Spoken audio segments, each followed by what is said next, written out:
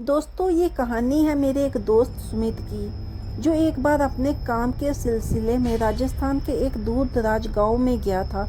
वहां रहने के लिए उसे एक पुरानी सुनसान हवेली दी गई।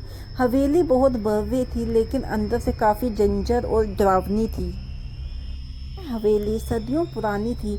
पत्थरों की विशाल दीवारें, धूल भरी खिड़कियां और ऐसी खामोशी जो कानों में गूंजती थी।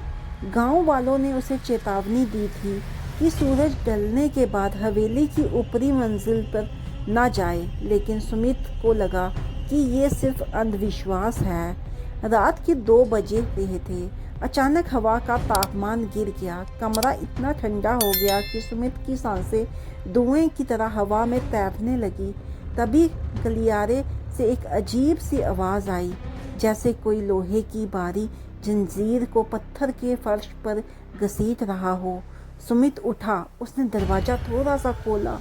गलियारे में पुरानी मसालें दीवार पर लगी थी। दूर अंधेरे में उसे एक आकृति दिखाई दी। वह एक औरत थी जिसके बाल कमर तक लटक रहे थे।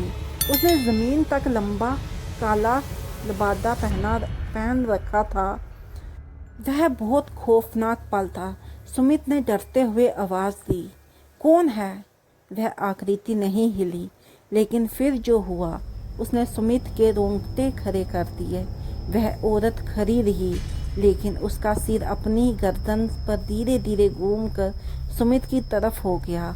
उसके चेहरे पर कोई आंखें नहीं थी, सिर्फ 2 गहरे गड्ढे और फटे हुए होंठों से निकलता हुआ काला तरल पदार्थ।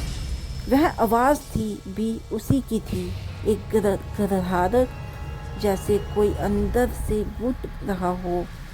सुमित हड़बड़ा कर अपने कमरे में भागा और आवाज़ अंदर से कुंडी लगाकर बिस्तर पर दुबक गया। वह कांप रहा था। तभी उसके बिस्तर के नीचे से खुरचने की आवाज़ आने लगी, खच खच खच।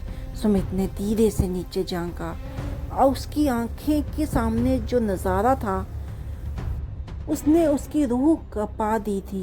वहाँ कोई इंसान नहीं था, बल्कि ज़मीन में एक छेद हो गया था जिससे धुआं निकल रहा था, और उसमें से लंबी मटमैली उंगलियां बाहर निकलकर फर्श को नोच रही थी।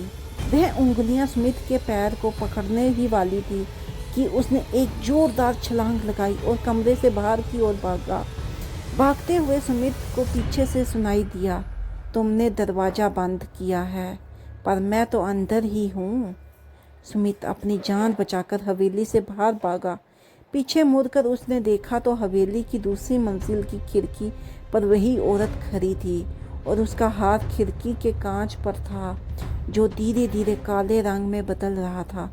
आज भी जब भी सुमित अकेला होता है, उसे अपने आसपास वही अजीब सी ठंडी हवा और घुटने जैसी आवाज़ें महसूस होती हैं।